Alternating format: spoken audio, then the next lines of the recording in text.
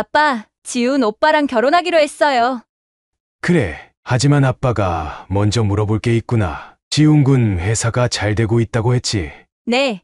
매출이 매년 30%씩 성장하고 있대요. IT 솔루션 회사라고 하던데요.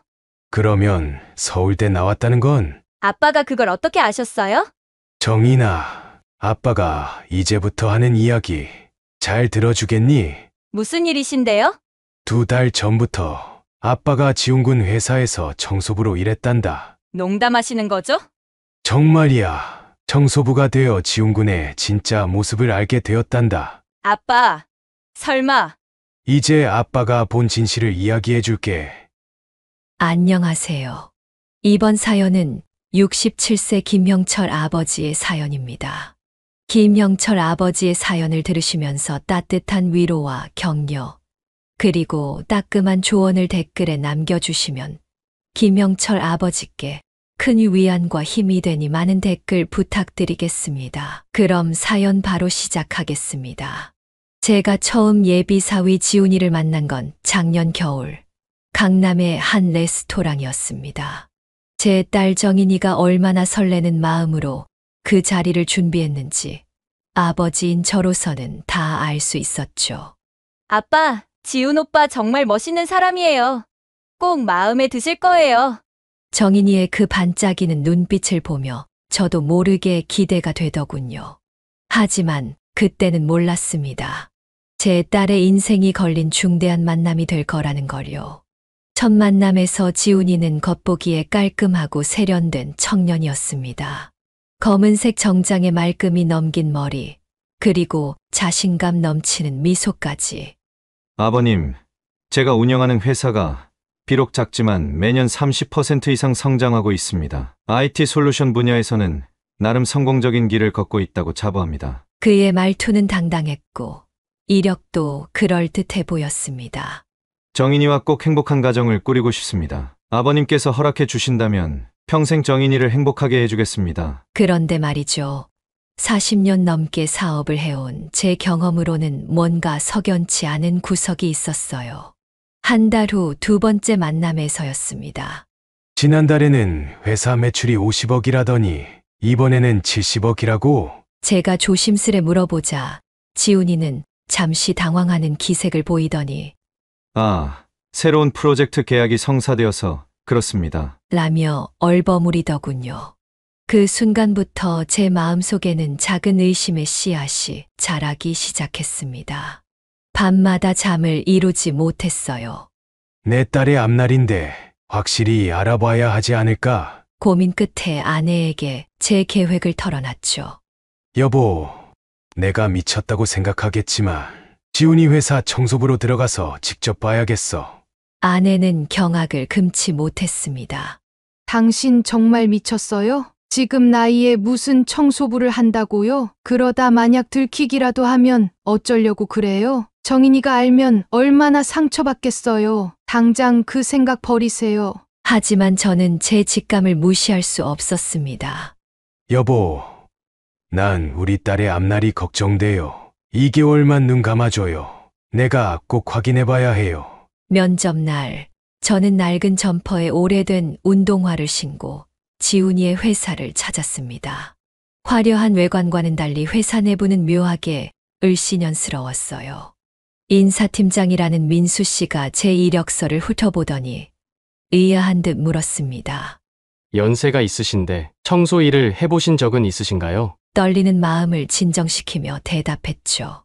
청소 경력은 없지만 성실하게 하겠습니다. 제 나이에 일자리 구하기가 쉽지 않아서요. 안쓰러운 눈빛으로 저를 바라보던 민수 씨는 잠시 고민하더니 내일부터 출근하세요. 월급은 최저시급으로 하고요. 라고 말했습니다. 첫 출근 날 아침, 거울 속의 제 모습은 완벽한 청소부였습니다. 머리는 반백이 되도록 염색하고 약간 구부정한 자세로 걸음걸이까지 연습했죠. 출근길, 가슴이 마구 뛰었어요. 들키면 어쩌지? 딸이 알면 얼마나 실망할까? 내가 너무 극단적인 선택을 한 걸까? 이런 생각들로 머릿속이 복잡했지만 이미 시작한 일 끝까지 가보기로 했습니다. 사무실을 쓸고 닦으며 여기저기를 돌아다니는데 직원들이 수군거리는 소리가 들렸습니다. 저 할아버지, 정말 안쓰럽다. 저 나이에 청소라니.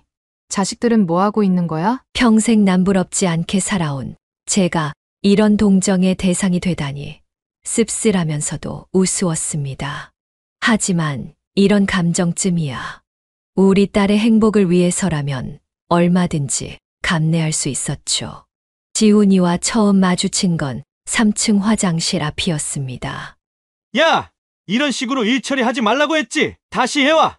이딴 식이면 너희 팀 전체 다 잘라버릴 거야! 직원에게 고함을 지르는 그의 모습은 제가 알던 그 점잖은 예비 사위가 아니었어요.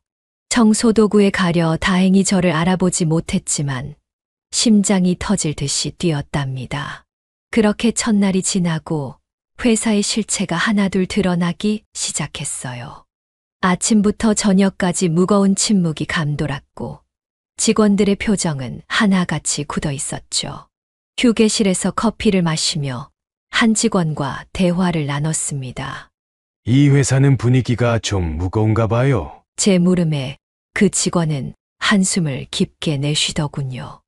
어르신, 이 회사요.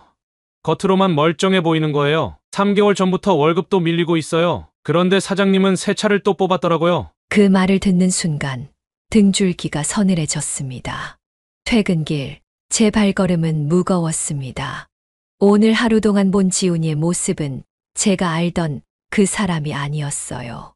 겉으로는 화려해 보이는 허상들 뿐이었죠. 이제 겨우 시작이지만 반드시 진실을 파헤쳐야겠다는 결심이 더욱 단단해졌습니다. 정인아, 아빠가 널 지켜줄게. 밤하늘을 보며 마음속으로 다짐했습니다. 이제부터가 진짜 시작이었죠. 청소부로 일한 지 일주일째 되던 날이었습니다. 아침 일찍 출근해서 화장실 청소를 하고 있는데 칸막이 안에서 직원들의 대화가 들려왔어요. 이번 달도 월급이 안 들어왔어. 애들 학원비는 어떡하지? 와이프한테 또 거짓말하기도 미안하고. 나도 그래. 어제는 집주인이 찾아와서 릴린 월세 독촉하더라고. 사장님은 매일 외제차 타고 다니면서 우리 월급은 3개월째 밀리고 있잖아. 한숨 섞인 대화를 듣고 있자니 마음이 무거워지더군요. 그러다 문득 제 귀를 의심하게 만드는 대화가 이어졌습니다. 너도 들었어? 사장님 얼마 전에 강남에 오피스텔도 현금으로 샀다던데? 에이, 설마 우리 월급도 못 주면서. 아니, 진짜야. 유진 비서가 자랑하던데? 10억이 넘는데. 직원들의 한숨 소리가 화장실을 가득 메웠죠. 우리 피 같은 월급으로 저런 거 사는 거구나. 지훈이의 본 모습은 날이 갈수록 더욱 적나라하게 드러났습니다. 어느 날은 회의실 앞을 지나가는데 갑자기 쾅 하는 소리와 함께 고성이 들려왔어요. 이 멍청한 것들이! 내가 뭐라고 했지? 거래처에서 컴플레인이 들어오면 너희들 다 잘라버린다고 했지? 월급이라도 받고 싶으면 제대로 해! 순간 회의실 안에 직원들이 겁에 질린 듯 조용해졌죠. 첫 만남에서 보여줬던 그 점잖 빼던 모습은 온데간데 없이 사라진 지 오래였습니다. 3층 회계팀 앞을 청소하던 어느 날이었어요. 과장님, 이 통장들 어떻게 관리할까요? 사장님 지시대로 페이퍼 컴퍼니 명의로 따로 관리해. 자금 흐름 절대 드러나면 안 돼. 특히 세무서 조사 나올 때 조심해야 해. 이건 분명 불법적인 자금 운용이 틀림없다고 직감했습니다. 사업을 오래 해온 제가 보기에도 심각한 탈세와 횡령의 정황이 보이더군요. 그리고 인사팀 서류를 정리하던 중에는 더 충격적인 사실을 발견했습니다. 민지 씨, 이번에도 페이퍼 컴퍼니용 직원 명단 만들어 놓으셨나요? 네. 지시하신 대로 20명 모두 준비해뒀어요. 주소지랑 주민번호는 전부 실존 인물로 맞췄고요. 4대 보험이랑 연말정산도 다 처리해야 하니까 빠진 건 없는지 다시 한번 체크해 주세요. 이게 무슨 일이란 말입니까? 가짜 직원을 만들어서 대체 무슨 짓을 하는 걸까요? 그러다 더욱 결정적인 증거는 우연히 발견했습니다.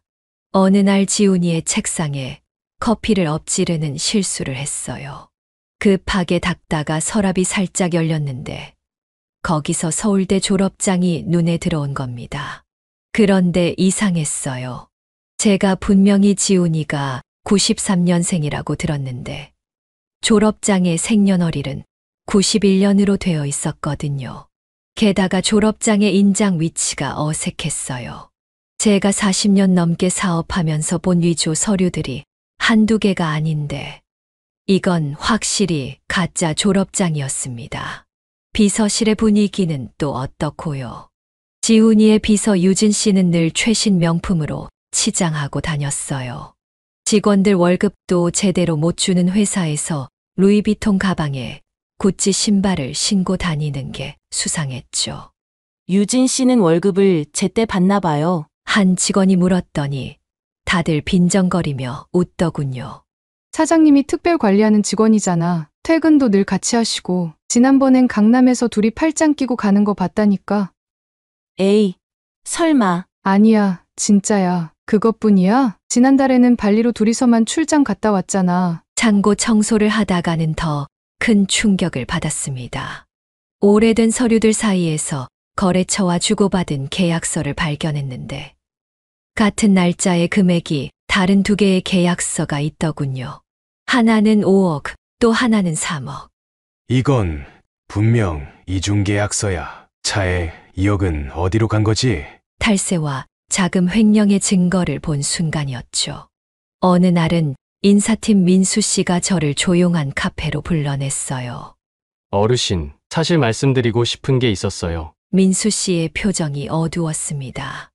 여기 있는 직원들이 표정이 왜 이렇게 어둡냐고 물어보셨죠? 저희도 나가고 싶지만 다 참는 데는 이유가 있어요. 다들 밀린 월급 받아야 하니까요. 3개월치나 밀렸는데 그냥 나가면 그동안 고생한 게 물거품이 되잖아요. 근데 이것도 모자라 이제는 퇴직금까지 떼먹으려고 해요. 지난달에 나간 김 과장님도 퇴직금 못 받았거든요. 회계팀에서는 더 충격적인 이야기가 오갔습니다.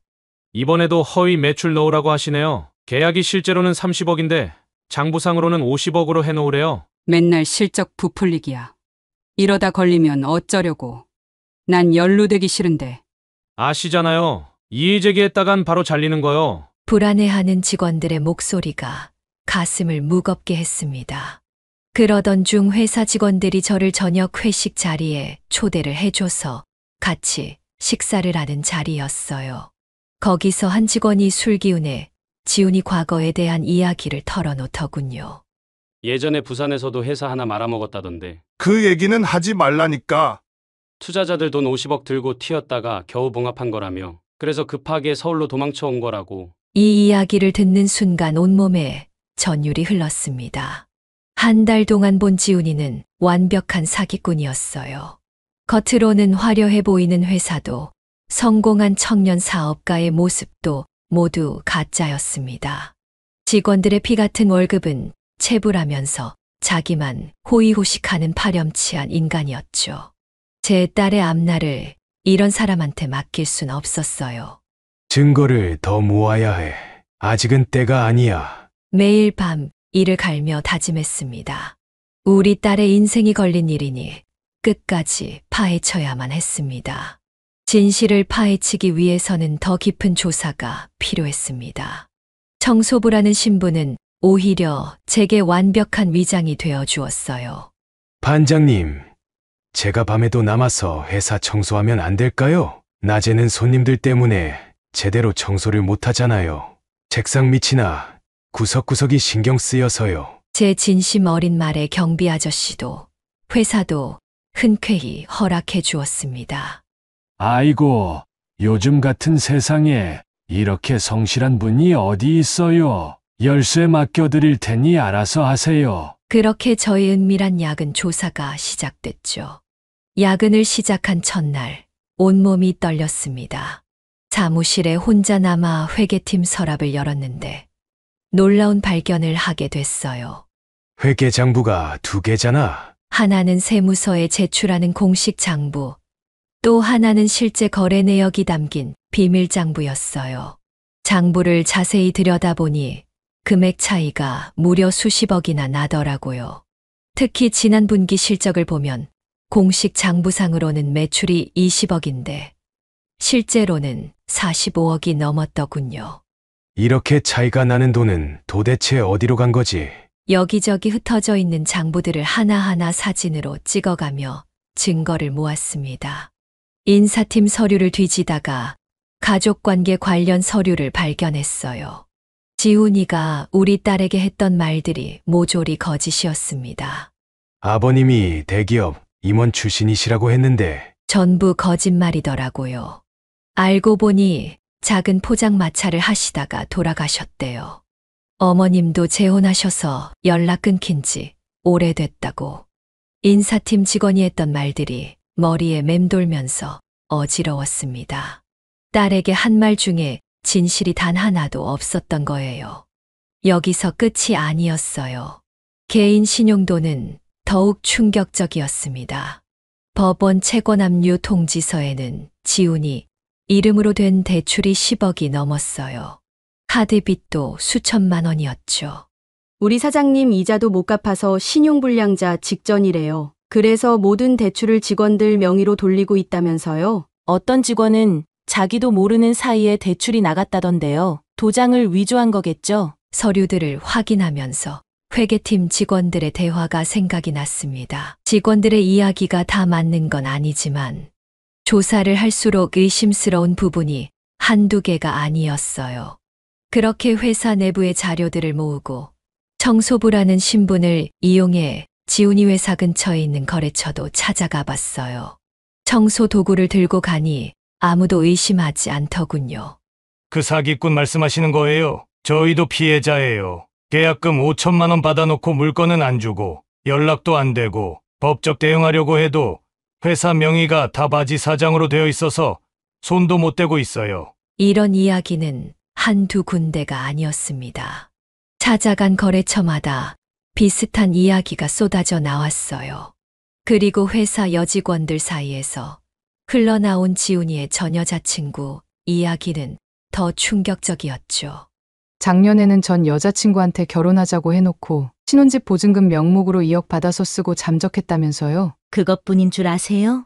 같은 시기에 3명이랑 동시에 교제했다는 소문도 있어요. 지금 유진 비서랑도 그렇고 둘이 몰래 해외여행도 다녀왔대요. 직원들의 수군거림이 이어졌습니다.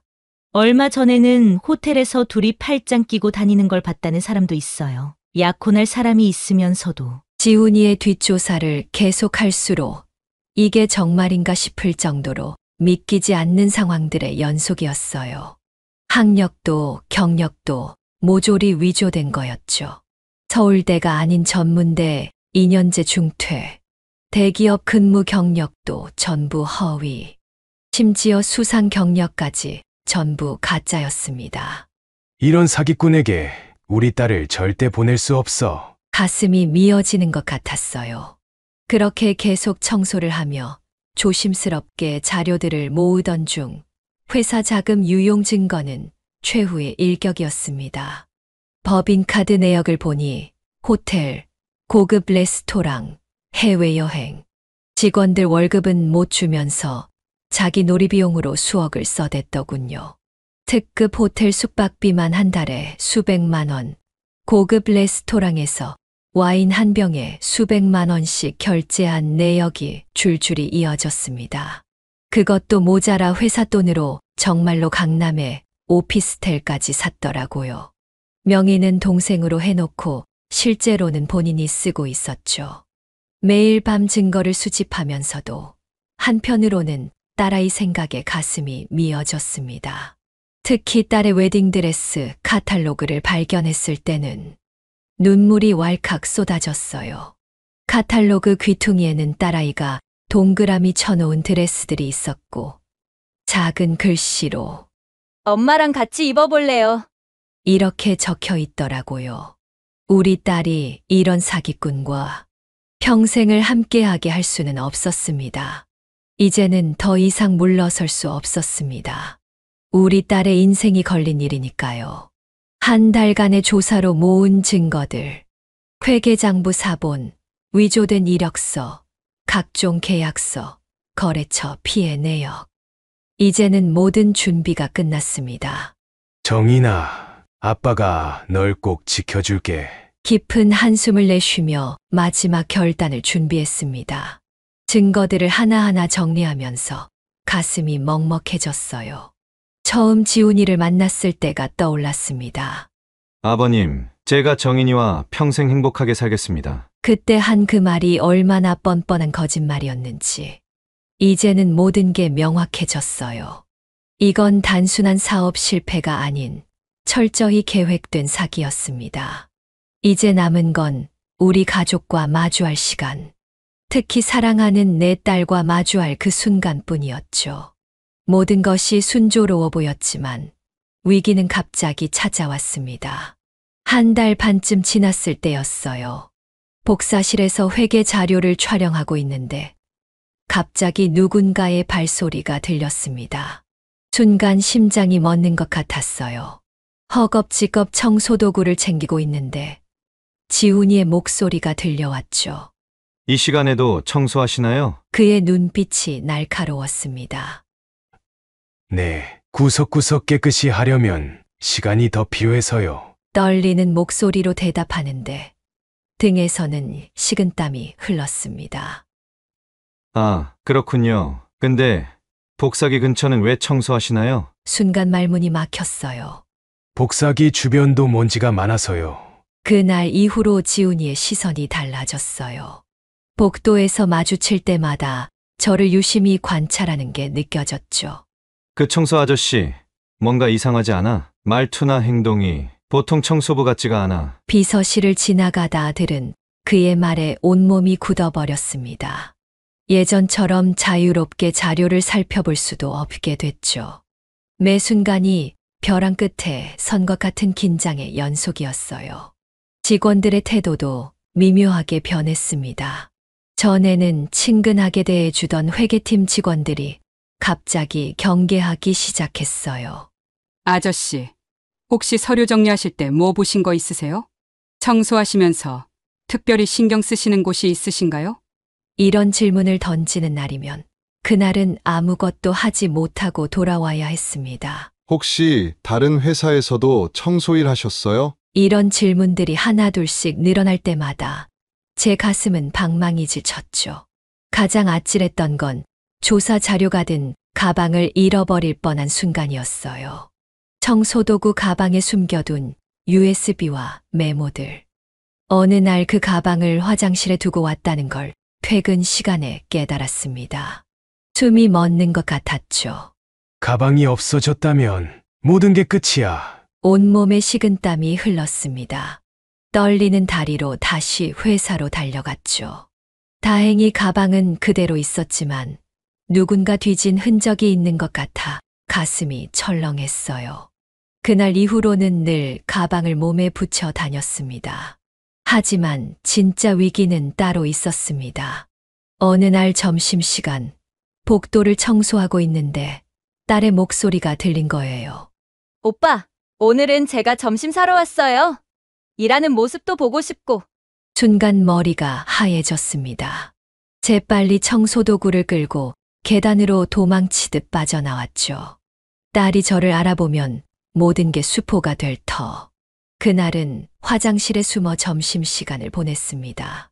딸의 웃음소리가 복도에서 들려올 때마다 가슴이 미어졌어요. 그리고 어느 날은 지훈이와 정면으로 마주칠 뻔한 순간도 있었어요. 회의실 청소를 하다가 중요한 서류를 발견했는데 바로 그때 그가 돌아오는 발소리가 들렸죠. 창문 없는 회의실. 숨을 곳이라곤 커튼 뒤밖에 없었습니다. 이제 끝이구나. 심장이 터질 것 같은 10분을 커튼 뒤에서 버텼어요. 이상하네. 내가 분명히 서류를 여기 뒀는데. 그의 중얼거림을 들으며 식은땀을 흘렸죠. 다행히 그는 서류를 찾지 못한 채 전화 통화를 하며 나갔습니다. 그래. 내일 계약금 받으면 바로 빼돌릴 거야. 이번에도 문제 없어. 중요한 대화를 엿듣게 됐지만 그 순간만큼은 안도의 한숨을 쉬었어요. 중요 증거를 확보할 때마다 위험한 순간들이 있었습니다. 특히 법인카드 내역을 촬영할 때였어요. 한밤중에 경비원이 순찰을 도는 바람에 캐비닛 밑에 숨어 있었던 적도 있었죠. 여기 왜 불이 켜져 있는 거야? 발소리가 점점 가까워지는데 숨조차 제대로 쉴 수 없었습니다. 다행히 경비원은 불만 끄고 갔지만 그날 밤 제 심장은 쉴 새 없이 뛰었어요. 가장 불안했던 건 CCTV였어요. 늦은 밤 서류를 살피다가 문득 천장에 카메라와 눈이 마주쳤을 때 온몸에 전율이 흘렀습니다. 이걸 어떻게 피해야 하나. 며칠 동안 잠도 제대로 못 잤어요. 결국 청소도구로 카메라 각도를 살짝 틀어놓는 방법을 써야 했죠. 매일 밤 청소하다가 실수로 건드린 것처럼 보이게 하는 게 또 다른 업무가 됐습니다. 특히 유진 비서의 접근이 가장 신경 쓰였습니다. 어느 날부터인가 저를 유심히 관찰하더니 이것저것 캐물어 보기 시작했어요. 아저씨, 혹시 어디 사세요? 자제분들은 뭐 하시나요? 평범한 대화 같지만 그녀의 눈빛에서 의심이 느껴졌습니다. 아내가 많이 아파서 병원비 때문에 이 나이에도 일한다는 거짓말로 둘러댔지만 그 후로 비서의 시선이 늘 따갑게 느껴졌습니다. 이런 압박과 불안감들이 계속되면서 스트레스가 극에 달했습니다. 밤마다 악몽에 시달렸어요. 꿈에서는 제가 정체가 탄로나서 딸 앞에서 망신당하는 장면이 반복됐죠. 하루하루가 살얼음판을 걷는 것 같았습니다. 청소하는 척하면서 증거를 모으고 구석구석을 닦는다는 핑계로 서류를 살피고 들키지 않기 위해 매일 똑같은 루틴을 반복했죠. 오늘도 야근하시나요? 경비 아저씨의 말에 네. 구석구석 신경 써서 청소해야죠. 라고 대답하면서도 속으로는 식은땀이 흘렀습니다. 매일 밤 퇴근할 때마다 오늘도 무사히 넘어갔구나. 하는 안도감이 밀려왔어요. 모든 순간이 위기였지만 딸아이를 생각하면 물러설 수 없었어요. 이제 와서 포기할 수는 없어. 끝까지 해내야 해. 매일 밤 이를 갈며 버텼습니다. 충분한 증거가 모이기까지. 조금만 더 참자. 곧 모든 게 끝난다. 하지만 가장 큰 위기는 아직 오지 않았다는 걸. 그땐 몰랐습니다. 드디어 모든 증거가 확보됐습니다. 2달간의 위장 청소부 생활을 마치고 저는 아내와 함께 딸아이를 집으로 불렀어요. 정인아, 오늘은 꼭 집에 들러라. 아빠가 너한테 꼭 할 말이 있어. 전화기 너머로 들리는 딸의 밝은 목소리가 가슴을 아프게 했습니다. 네, 아빠 웨딩드레스 고른 것도 보여드릴게요. 이번에 본 게 진짜 예쁜데 아빠가 보시면 놀라실 거예요. 아내와 마주 앉아 딸을 기다리는 시간이 너무나 길게 느껴졌어요. 여보, 정말 이러는 게 맞을까요? 우리 딸이 얼마나 상처받을지. 아내의 떨리는 목소리에 저도 마음이 무거웠습니다.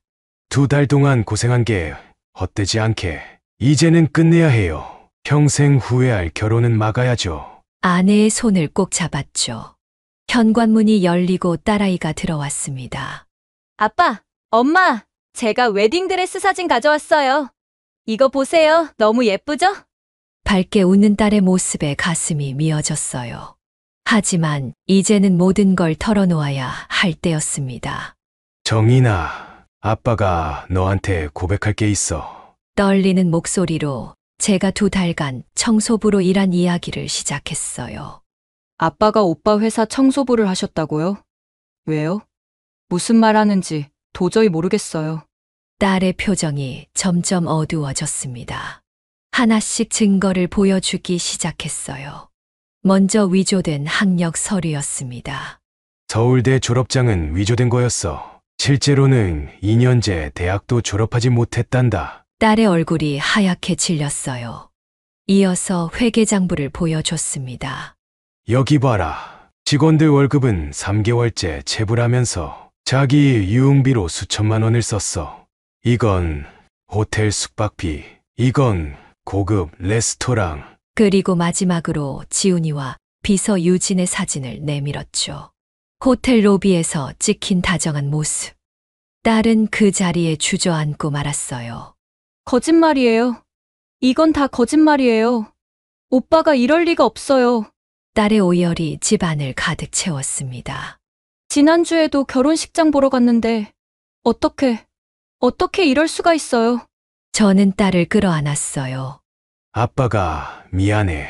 하지만 이게 다 사실이야. 내가 평생 후회할 일은 막아야 했어. 아내도 곁에서 딸의 등을 쓰다듬었지만 딸의 울음은 쉽게 멈추지 않았습니다. 엄마도 알고 계셨어요? 딸의 눈물 섞인 목소리에 아내도 눈물을 보였죠. 정인아, 엄마도 처음엔 아빠가 너무하다고 생각했어. 하지만 이건 다 널 위해서란다. 그날 저녁 우리는 지훈이를 집으로 불렀습니다. 현관문이 열리고 들어선 그의 표정이 순간 굳어졌어요. 장인어른, 저 왔습니다. 거실에 들어서던 그의 말이 뚝 끊겼습니다. 탁자 위에 놓인 증거 자료들과 월급 봉투에 든 청소부 월급을 보는 순간 그의 얼굴이 하얗게 변했어요. 지훈군, 이제 모든 걸 알았으니 우리 딸에게서 떨어져 주게. 제 목소리는 단호했습니다. 하지만 지훈은 갑자기 큰 소리로 헛소리를 하기 시작했어요. 무슨 말씀이세요? 제 뒷조사 하신 거예요? 이런 쓰레기 같은 증거로 저를 협박하시려고요? 이게 다 무슨 개소리야? 순간 제 속에서도 화가 치밀어 올랐지만 침착하게 대응했습니다. 지훈군, 진정하고 이야기하세. 자네도 알잖나. 이 모든 게 사실이라는 걸. 하지만 지훈은 더욱 거칠어졌어요. 닥치세요. 당신들이 뭔데 감히 날 판단해. 내가 얼마나 큰 인맥이 있는 줄 알아? 검찰에도 경찰에도 다 선배들이 있어. 이거 다 유포하면 명예훼손으로 가만 안 둬. 당신들 다 망하는 거야. 지훈의 고성이 집안을 울렸습니다. 그러더니 갑자기 정인이를 향해 돌아섰어요. 야! 너도 이런 거짓말을 믿냐? 내가 널 위해 얼마나 노력했는데 내가 감히 날 의심해? 그때 정인이가 일어섰습니다. 2시간의 오열 끝에 겨우 진정한 딸은 지훈이에게 직접 헤어지자고 이야기했습니다. 오빠, 아니, 지훈 씨, 이제 끝내요. 다시는 연락하지 마세요. 당신이 한 모든 말이 거짓이었다는 걸 이제 알았으니까요. 딸의 목소리는 떨렸지만 단호했습니다. 뭐라고? 네가 감히 나한테 헤어지자고 해. 지훈이가 정인이를 향해 손찌검하려는 순간 제가 그의 팔을 잡았습니다. 자네가 쓸 수 있는 마지막 기회는 조용히 나가는 거야. 더 이상은 참지 않겠네. 그리고 우리 딸을 향해 폭력을 쓰려고 하다니 이제야 자네 본색이 드러났구만. 제 차가운 목소리에 지훈이가 움찔했습니다. 웃기시네. 당신이 뭔데? 이딴 개 같은 집구석 다 망하는 꼴 보고 싶어? 당신의 가족 다 망하는 꼴 볼 거라고. 정인이 너도 두고 봐. 내가 어떻게 하나? 문을 쾅 닫고 나가는 지훈의 마지막 고성이었죠. 그날 밤 우리 가족은 오랜만에 하나가 되어 이야기를 나눴어요. 아빠, 미안해요. 그동안 얼마나 힘드셨어요. 청소부로 일하시면서. 딸의 눈물 섞인 사과에 가슴이 미어졌습니다. 아니야. 아빠가 미안해. 이렇게라도 알게 돼서 다행이야. 내가 평생 저런 사람이랑 살았다면 아빠가 얼마나 가슴 아팠겠니? 아내는 묵묵히 우리 부녀를 바라보며 눈물을 훔쳤죠. 여보, 고마워요. 당신 아니었으면 우리 딸 인생 정말 큰일 날 뻔했어요. 힘들었던 2달이 끝나고 이제는 딸의 상처를 치유해 줄 차례였어요. 정인아, 이제 다 잘 될 거야. 아빠가 있지 않니? 딸의 어깨를 감싸 안으며 긴 한숨을 내쉬었습니다. 끝나지 않을 것 같던 악몽이 마침내 점점 끝나가고 있었죠. 그날 이후 우리 가족은 천천히 하지만 꾸준히 회복의 시간을 가졌습니다. 처음 일주일은 정말 힘들었어요. 정인이는 거의 밥도 못 먹고 방에만 틀어박혀 있었죠. 밤마다 훌쩍이는 소리가 들려올 때면 아내와 저는 딸의 방문 앞에서 발만 동동 굴러야 했습니다. 다들 결혼한다고 축하해줬는데 이제 어떻게 얼굴을 봐요? 문틈으로 새어나오는 딸의 흐느낌에 가슴이 미어졌어요. 매일 아침 정인이의 방 앞에 밥을 놓아두면서도 거의 손도 대지 않은 채 돌아오는 식판을 볼 때마다 눈물이 났습니다. 아내는 며칠 동안 계속 딸의 방을 들락거렸어요. 정인아, 엄마 좀 들어가도 될까? 처음에는 대답도 없던 딸이 조금씩 문을 열기 시작했죠. 엄마, 난 이제 어떻게 해야 해요? 아내는 밤새 딸을 안고 울었다고 합니다. 때로는 그렇게 함께 아파하는 것도 필요했나 봅니다. 3주가 지났을 즈음 드디어 변화가 찾아왔어요. 어느 아침 정인이가 먼저 저를 찾아온 겁니다. 조심스레 제 서재 문을 두드리더니 아빠, 시간 있으세요? 그 한마디에 저는 하던 일을 모두 멈췄죠. 아빠, 그동안 제가 얼마나 어리석었는지 몰라요. 아빠가 청소부로 일하면서까지 절 지켜주셨는데 전 오빠만 믿었어요. 심지어 아빠를 의심하기까지 했잖아요. 딸의 눈에서 눈물이 주르륵 흘러내렸습니다. 저는 딸을 꼭 안아주었어요. 괜찮아. 우리 딸 잘못 아니야. 앞으로 더 좋은 날들만 있을 거야. 아내도 많이 달라졌어요. 예전에는 제 판단을 의심하고 반대했지만 이제는 제 든든한 지원군이 되었죠. 여보, 정말 대단해요. 우리 딸의 진정한 영웅이에요. 매일 아침 아내가 준비해주는 따뜻한 커피 한 잔에는 이제 감사와 신뢰가 가득 담겨 있었습니다. 그리고 생각지도 못한 변화도 있었어요. 정인이가 심리 상담을 받기 시작한 거죠. 아빠, 상담 선생님이 그러시는데 제가 겪은 일을 부끄러워할 필요가 없대요. 오히려 이런 경험이 저를 더 강하게 만들어준대요. 상담을 다녀올 때마다 딸의 표정이 밝아지는 게 보였습니다. 한 달이 지났을 무렵 뜻밖의 소식들이 들려오기 시작했어요. 지훈이의 회사가 직원들의 집단 신고로 세무조사를 받게 된 거죠. 회사 자금 다 빼돌리고 잠적했다더라. 이런 소식이 들려올 때마다 가슴을 쓸어내렸습니다. 더 놀라운 일은 따로 있었어요. 어느 날 저녁 갑자기 초인종이 울렸는데 지훈이 회사 직원들이 찾아온 겁니다. 10명 정도 되는 직원들이 꽃다발을 들고 서 있었어요.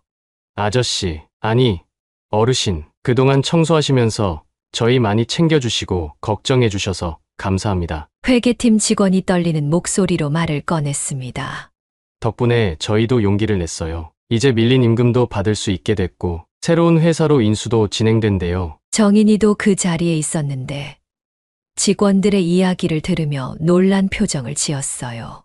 밥 못 먹고 일하고 있으면 도시락도 사다 주시고 저희가 힘들다고 푸념 섞인 이야기하면 항상 좋은 말씀해 주셔서 감사했습니다. 직원들의 이야기를 들으며 딸의 눈시울이 붉어졌습니다.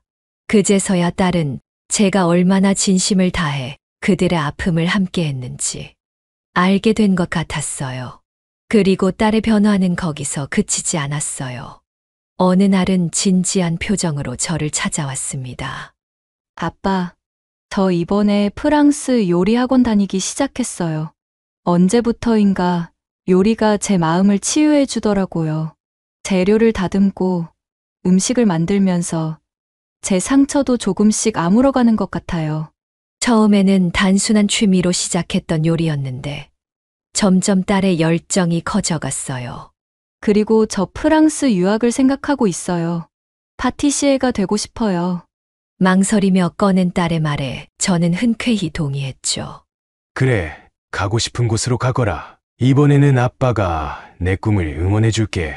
주말이면 정인이가 만든 디저트로 식탁이 가득 채워지기 시작했어요.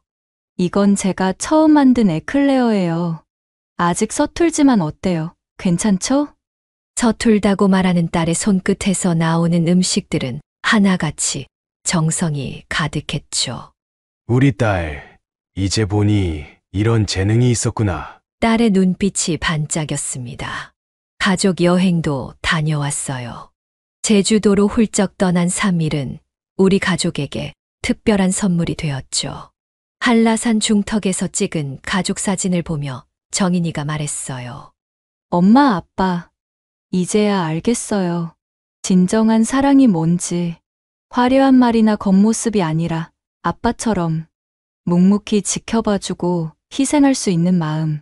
그게 진짜 사랑이더라고요. 그 말을 들으며 아내와 눈빛을 교환했습니다. 우리 딸이 드디어 진정한 어른이 된 것 같아 뿌듯했어요. 정인아, 내가 그렇게 생각해주니 아빠가 정말 고맙구나. 앞으로도 우리 딸 곁에서 든든한 버팀목이 되어줄게. 정인이는 새로 배운 디저트로 즐겁게 해주고 아내는 그 어느 때보다 밝은 웃음을 되찾았죠. 저는 그저 이들을 바라보는 것만으로도 행복합니다. 아빠, 그때 제가 결혼했으면 어쩔 뻔했어요? 문득 정인이가 물었어요. 아마도 평생 후회했겠지. 하지만 이제 그런 걱정은 하지 마. 내가 앞으로 만날 사람은 분명 진심으로 널 사랑할 거야. 딸의 어깨를 토닥이며 대답했습니다. 그리고 마침 정인이의 파리 유학이 결정됐어요. 내년 봄이면 떠난다고 합니다. 이번에는 제가 선택한 길이에요. 자신 있어요. 유학원 상담을 다녀온 날, 딸의 표정은 그 어느 때보다 밝았습니다. 그래, 이번에는 아빠도 내 선택을 믿는다. 그리고 얼마 전에는 정인이가 작은 카페에서 디저트 팝업 스토어를 열었어요. 첫 손님으로 찾아간 저희 부부를 보며 딸이 환하게 웃었죠. 이제 제가 아빠, 엄마의 자랑스러운 딸이 될게요. 지켜봐 주세요. 그 순간 저는 알았습니다. 우리 딸이 이제 정말 행복해졌다는 걸. 저는 이제 깨달았습니다. 인생에는 때로 고통스러운 진실이 필요하다는 것을. 그리고 그 진실을 마주할 용기가 있다면 반드시 더 큰 행복이 기다리고 있다는 것도요. 우리 가족의 새로운 이야기는 이제 막 시작되었습니다. 앞으로 정인이가 만들어갈 달콤한 인생을 저는 묵묵히 그리고 자랑스럽게 지켜볼 생각입니다. 아빠, 감사해요. 제 인생의 가장 큰 위기에서 절 구해주셔서. 이제 우리 가족은 더 이상 두렵지 않습니다. 서로를 향한 믿음과 사랑이 있기에 어떤 어려움도 이겨낼 수 있습니다. 여기까지 김형철 아버지의 사연이었습니다. 여러분은 어떻게 들으셨나요? 결혼이란 단순히 두 사람의 결합이 아닙니다. 한 가정의 인생이 걸린 중대한 선택이죠. 사연의 주인공처럼 자녀들의 선택이라고 모두 존중할 것이 아니라 때로는 부모가 적극적으로 나서서 확인하고 살펴봐야 할 때도 있는 것 같아요. 그리고 상대방의 겉모습이나 달콤한 말에 현혹되지 마세요. 그 사람의 일상과 주변 사람들을 대하는 태도를 살펴보세요. 진정한 인품은 그런 곳에서 드러나기 마련입니다. 마지막으로 사연자의 딸처럼 상처받은 분들께 말씀드리고 싶습니다. 이것은 끝이 아닙니다. 오히려 새로운 시작이 될 수 있어요. 사연자의 딸이 그랬듯이 더 나은 미래를 향해 한 걸음씩 나아가시기 바랍니다. 여러분의 인생에 진실된 사랑만이 가득하기를 바랍니다. 구독과 좋아요, 알림 설정하시면 올라오는 사연을 빠르게 받아보실 수 있습니다. 그럼 다음 사연으로 찾아뵙겠습니다. 고맙습니다.